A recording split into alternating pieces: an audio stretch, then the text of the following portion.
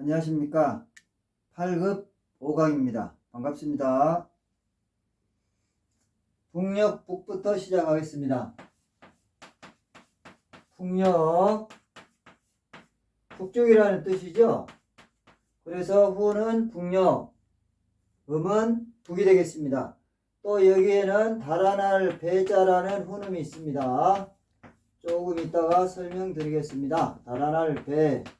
그래서 이 북녘 북자에는 북녘 북이라는 뜻도 있고 달아날 배라는 뜻도 있지요. 그래서 훈음이 각각 두 가지로 나게 됩니다.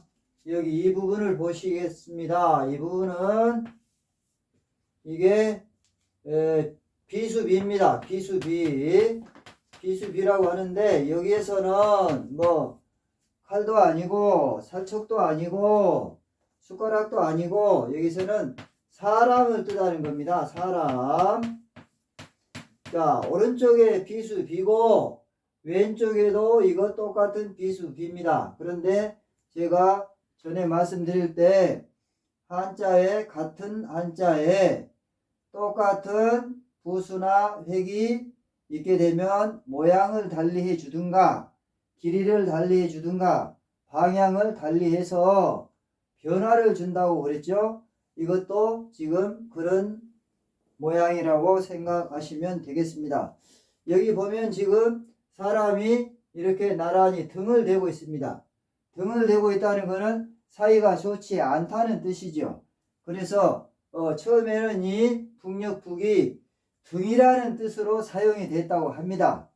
그런데 이제 그 후로 사람들이 집을 짓고 살 때 이제 북쪽에 찬바람을 막아주기 위해서 이 집 뒷면을 북쪽으로 하고 또 이제 앞면은 따뜻한 햇빛도 받아들이고 따뜻한 기운을 받아들이기 위해서 앞쪽을 이렇게 트이게 했다고 합니다.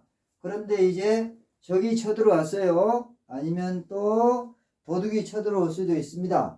그러면은 이제 도둑이 앞으로 왔는데 앞으로 도망갈 수는 없잖아요. 이제 뒤로 가게 됩니다.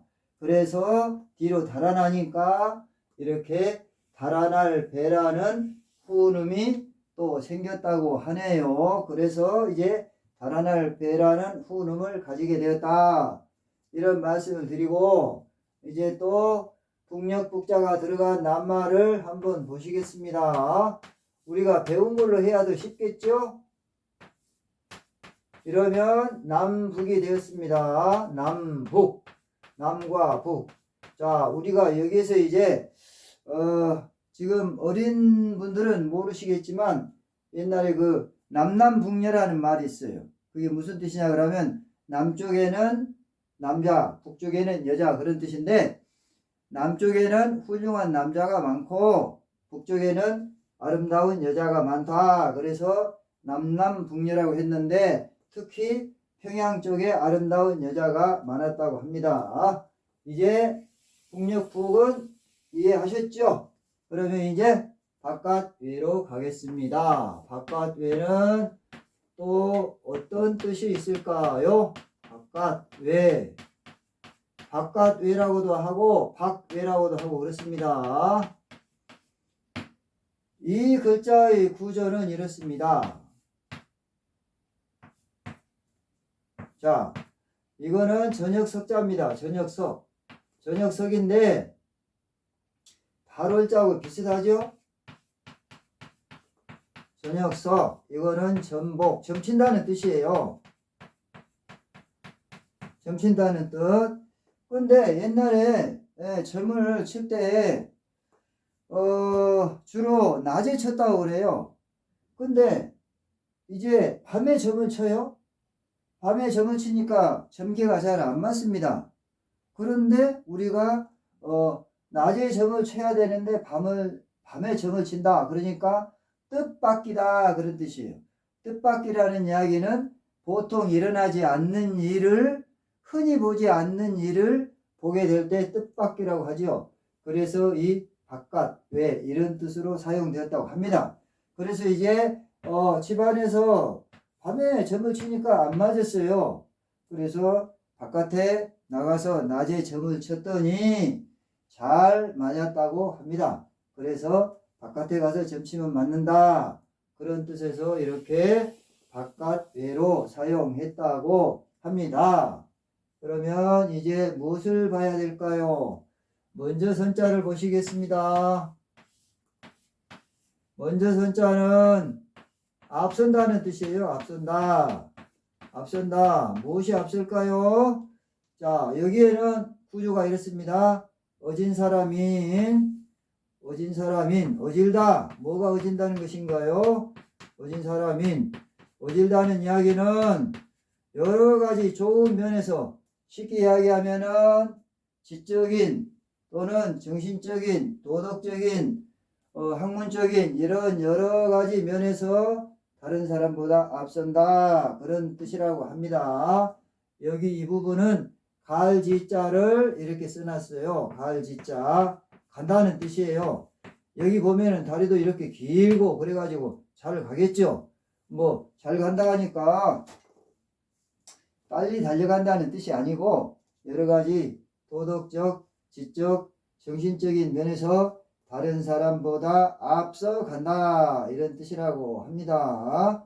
여러 가지 도덕적, 정신적, 지적인 면에서 앞서 가는 사람, 그런 사람을 또 선인이라고도 하고요. 선생이라고도 하고 뭐 그런 게 있는데요. 선생이라든가 이런 이야기는 조금 있다가 다시 말씀드리겠습니다. 그러면은 이제 선생에서 생자로 가겠습니다. 날생자예요. 날생이 무슨 뜻이냐? 아이가 엄마 뱃속에서 태어날 수도 있고 또 동물들 또 물고기 이런 것들이 또 태어날 수도 있습니다. 또 싹이 나무가 새로 싹이 날 수도 있습니다. 쉽게 이야기하면 이 세상에 어떤 게 새로 생겨나는 게 날생자를 사용할 수 있습니다. 그러면은 이 구조는 어떻게 되어 있나? 이렇게 되어 있죠. 흑토 여기에 이런 모양입니다. 풀날철 풀난다 뭐 풀났다는 이야기가 아니고 풀날철인데 새싹이 난다는 뜻이에요. 새싹이 난다. 그러면 여기를 풀날철의 이 모습을 잘 보시겠습니다. 이 모습을 여기를 이렇게 반듯하게 이렇게 펴줘요. 반듯하게 펴주면은 이런 모양이 되겠죠. 여기도 펴줘요. 그럼 이렇게 한일자 모양으로 됩니다. 그러면 여기 세로 핵을 또 이렇게 그어주면 이런 모습이 되죠. 여십자 모습으로.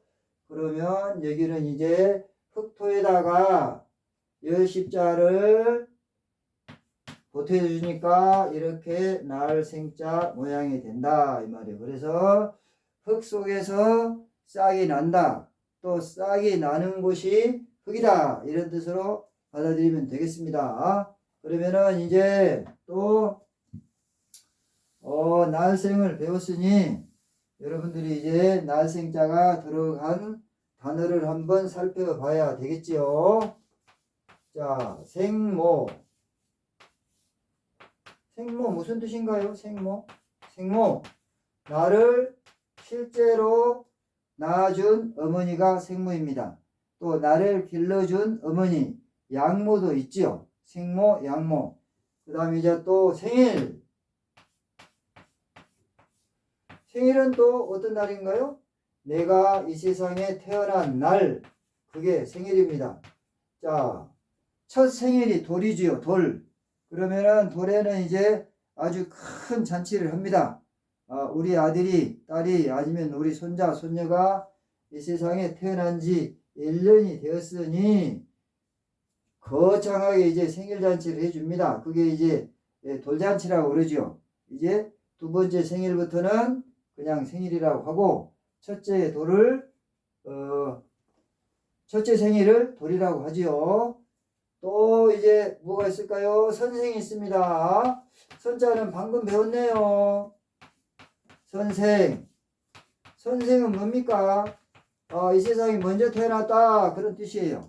여기 이 글자만 보면은 이 세상에 먼저 태어났다 그런 뜻인데, 아까도 말씀드렸지만 이 세상에 먼저 태어났다고 해서 꼭 선생님인 것은 아니고, 지적, 도덕적, 정신적, 학문적으로 다른 사람보다 더 앞선 사람을 선생이라고 합니다.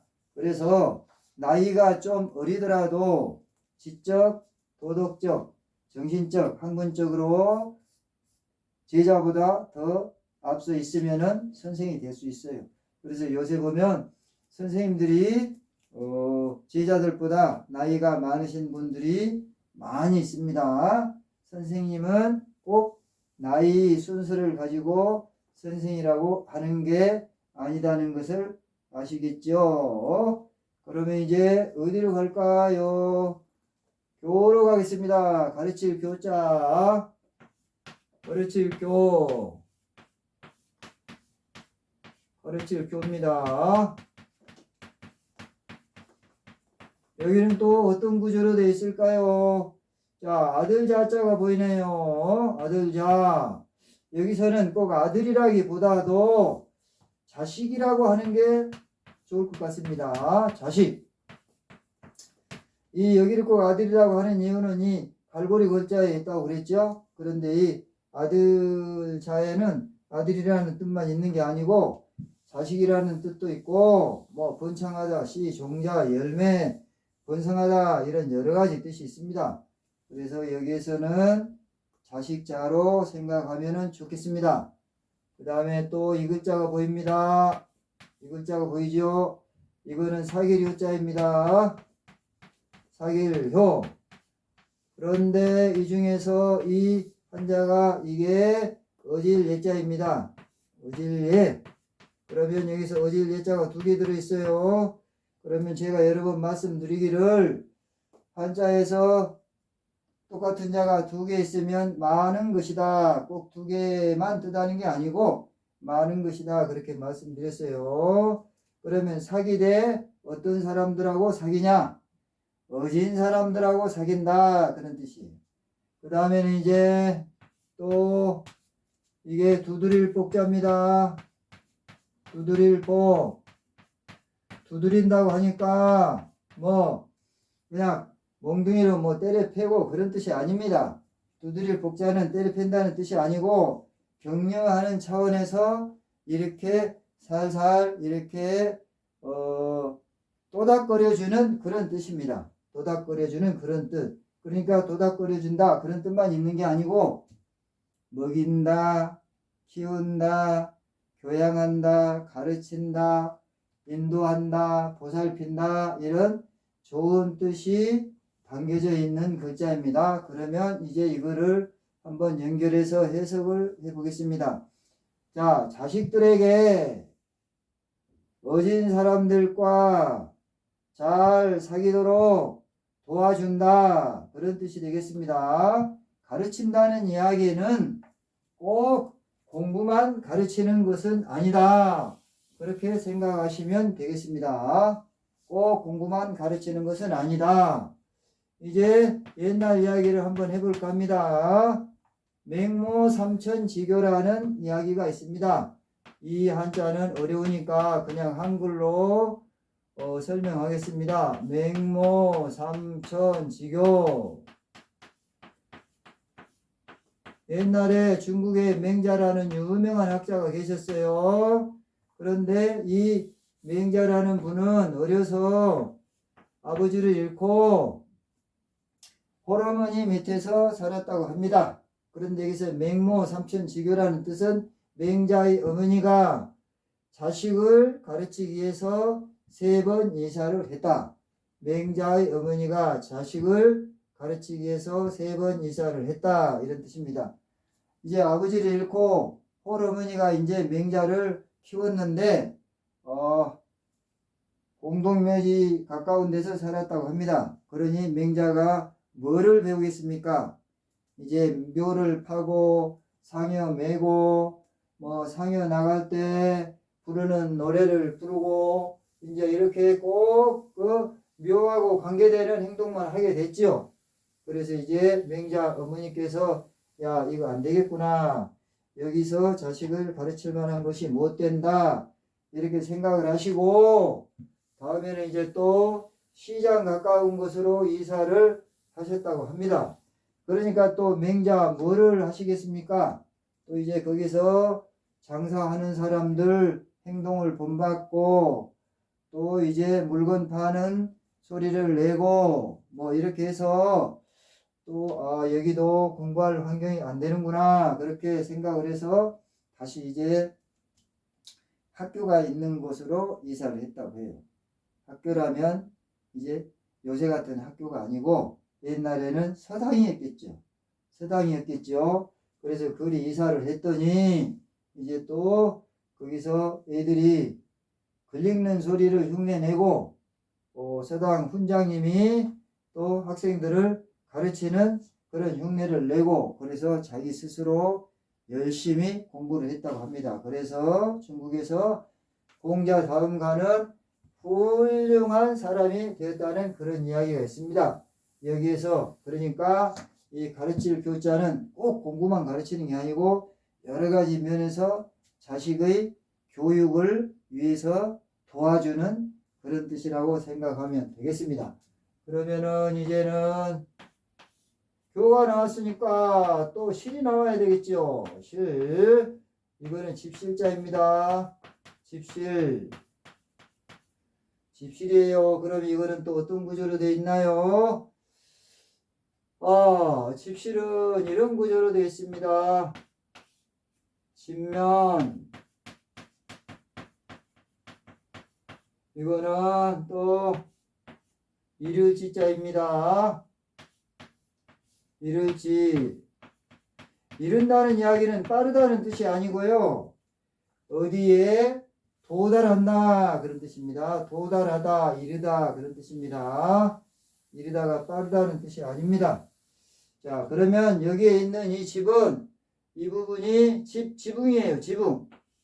쉽게 이야기하면 지붕이 있는 집이에요. 여기 이를지는 방금 설명을 들었죠? 어디 도달하다, 도착하다 그런 뜻이에요. 여기 위에 있는 이 부분은 화살을 뜻한다고 합니다. 화살. 화살이요. 그 다음에 여기 이 아래는 흙토지요. 땅을 뜻해요. 땅. 그래서 화살이 날아가서 땅에 꽂힌다 그런 뜻이에요. 꽂히게 되면 거기서 멈추겠죠. 그래서 이른다, 도착한다 그런 뜻입니다. 그래서 화살이 날아가서 땅에 꽂혀서 더 이상 가지 않고 머무르듯이 사람도 자기 집에 도착해서 거기에서 머무른다. 쉽게 이야기하면 거기서 오랫동안 산다 이런 뜻입니다. 그러면 이제 우리가 배운 걸 가지고 실자가 들어간 낱말을 한번 만들어 보겠습니다. 이제 방금 교자 배우셨죠? 그러면 자, 교실 이렇게 하면은 우리가 배우는 교실이 되겠습니다. 이해가 되시나요? 교실. 자, 여기까지 함께 공부를 하셨는데 오늘 강의 내용이 유익하다 그런 생각이 드시면 구독을 꾹 눌러주시면 고맙겠습니다. 이제는 1만 만자로 가겠습니다. 1만 만자.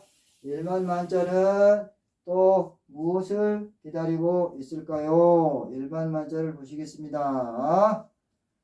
1만 만자는 이게 독충인 정갈의 모습을 본뜬 글자라고 합니다. 그런데 이제 후음을 보시면 후는 1만, 음은 만, 그래서 1만 만이 되겠습니다.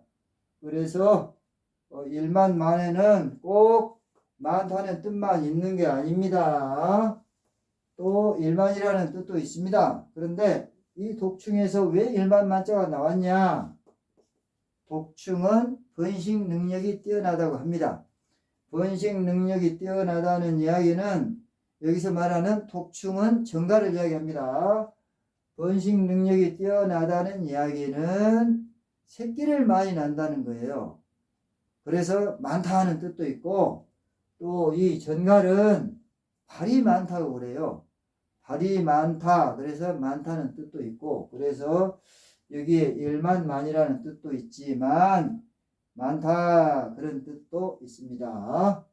그러면은 또 우리가 이 일만만자가 들어간 단어를 한번 예로 들어가야 되겠죠. 보실까요? 일만만의 일자입니다. 그러면 만일 그렇게 되잖아요. 만일, 이 이야기는 만 중에서 하나다 그런 뜻입니다. 만 중에서 하나. 그러면 만분의 1이라는 뜻이에요. 쉽게 이야기하면 만 중에서 1이면 만분의 1이면 많습니까? 적습니까? 적은 편이죠. 그래서 우리가 어떤 일을 할 때 뭐가 잘 안 될 수도 있습니다. 그러면 만일에 어떨 경우에는 어떠냐 그렇게 이야기를 합니다.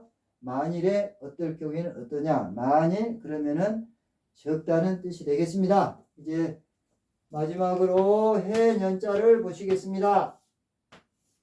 이 해년자는 뭐 1년, 2년 그런 뜻이에요.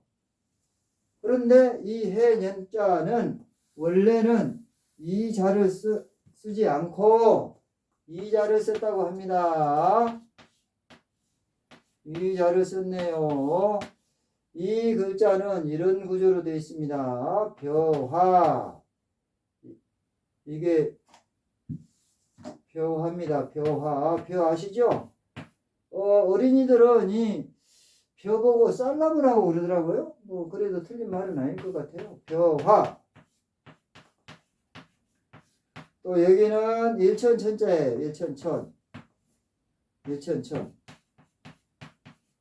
일천천인데 여기에서는 꼭 천이라는 뜻이 아니고 많다는 뜻으로 이해하시면 되겠습니다. 많다. 이게 무슨 뜻일까요? 벼가 수확을 거두기 위해서는 많은 기간이 필요하다. 사람이 벼를 가꾸고 생산해내는 것이죠. 그래서 벼가 자라는데 1년이 걸린다. 많은 기간이 걸린다. 그래서 벼가 자라는 1년을 해년 그렇게 해서 벼화의 만을천, 일천천이라고도 하죠. 이렇게 사용했다고 합니다. 수고하셨습니다. 고맙습니다.